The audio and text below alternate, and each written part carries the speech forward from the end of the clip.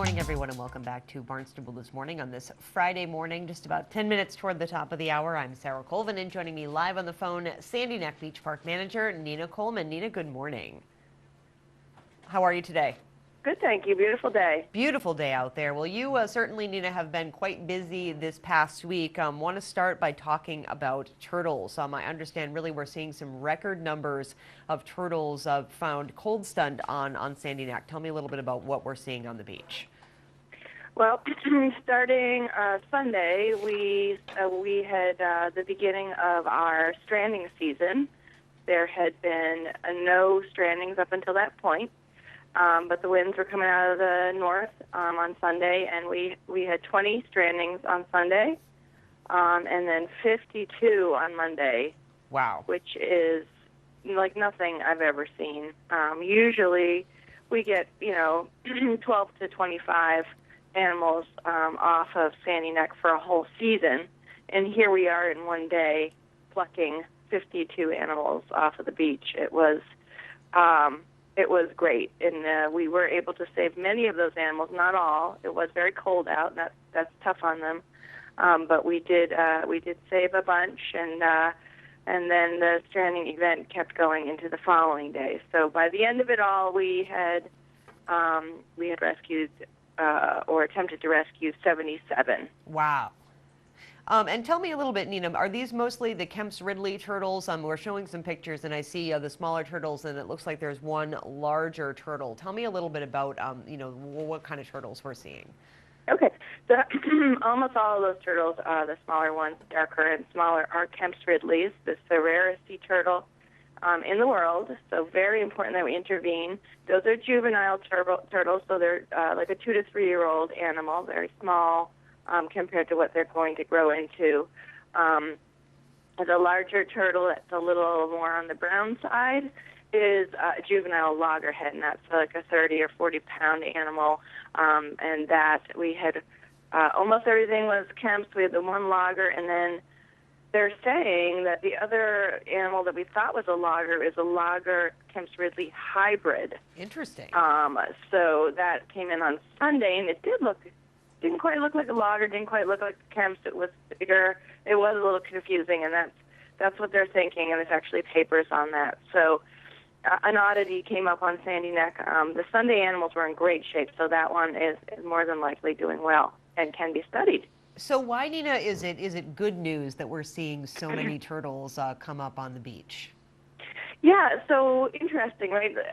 I want to say it's good news. Like, I want to be optimistic about it. It seems to me that when you see this many animals, that means that they had a good year.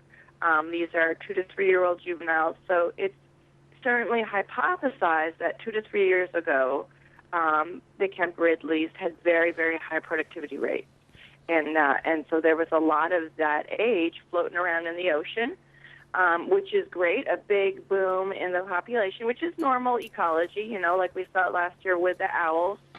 There was a big boom in their population. We saw a lot of owls. That's a good sign.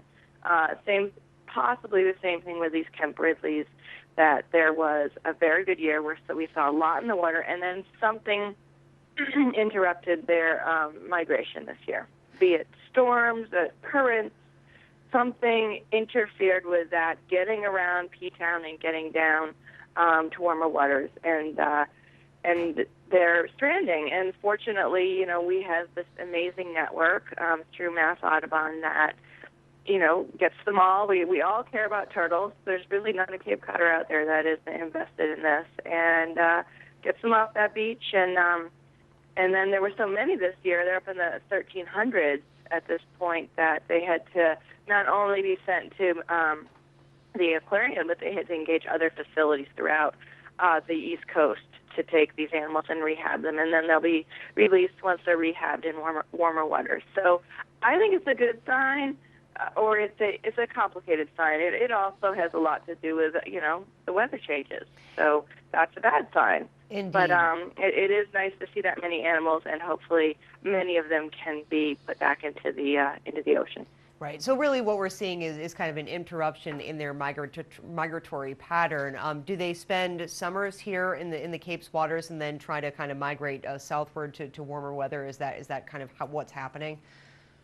Yeah, here and north of here. So they were interrupted on their southern trip out. They got hung up in our Cape Cod, our arm of our Cape Cod. Sure. So before we moved into dune restoration, just a quick tip for people if they're walking along the beach and they do happen to see one of these turtles. There is a procedure that they should follow to ensure the safety and recovery of the animal. Yes, thank you. You want to get that animal above the high tide line so it doesn't get washed away. Put it upright. It's really tough on them. It's really tough on any animal to be upside down. So get that thing upright. Cover it with seaweed so that it is not exposed to frostbite. And then it's really good to mark the area. You know, we as because you're gonna call it in to staff that's gonna come out and get it. And I got to tell you, walking down like our beach is 7 miles long and looking for a mound of seaweed that might have a turtle in it is tough. So it's good to mark it with something. For instance, I was driving the beach on that big day on Monday, and somebody was in the know and had done this, and I saw up ahead of me a buoy sticking up, out of the ground, and I was like, aha, somebody knows what they're doing, and sure enough, that was a turtle under the seaweed with a marker, a buoy. So it's good to do that, and then you want to call Mass Audubon or then your local natural resources or animal control. Any of those will get the right person out there to collect that animal. Great. So another project that started this weekend, despite the stormy weather, is dune restoration. And let's talk a little bit about what is going on now and what you're hoping to do in the future. But talk to me a little bit about the work that's being done now in terms of dune restoration. Okay, so starting last Friday, Robert B. Auer was the company that we hired, trucked in 4,300 cubic yards of sand to place in front of our parking lot. That material came in on Friday, was in the parking lot on Friday, while, coincidentally, a northeaster came in, which is the big problem here, is these winds out of the north eating that dune. We survived the weekend, and Monday they began to spread the material. They really concentrated in front of the upper lot, which is where we had the highest rate of erosion, and they put all that material there. It is technically sacrificial sand, which means we don't want it to leave, but it's there to be taken by storms so that those storms won't take the parking lot or the natural dune in the parking lot. So it's an insurance policy. However, we don't want to keep doing this year after year. This is the second year in a row. So next year we are looking towards a more permanent solution, which would be a soft erosion, like a soft skate erosion control. That would be more structure on that dune. Indeed. And so how long is the Auer crew going to be out there doing that work, Nina? How long is it Actually, going to take? they finished up yesterday, Okay. so it's all done. The stairs are open again. We did have to close that beach because we didn't want anybody walking through that area with all that heavy equipment. So both set of stairs are open again. We put a lot of sand up against them so we wouldn't lose them. So you got to kind of go down a slope there, but everything is done for this year, and we look forward to maybe getting a better solution out there next year that is not just so temporary. Absolutely. Now, of course, we're at the beginning of the winter storm season. Are there any kind of contingency plans in place for more sacrificial sand, or will this kind of take care of any storms, hopefully, that we have over the season? This should take care of it.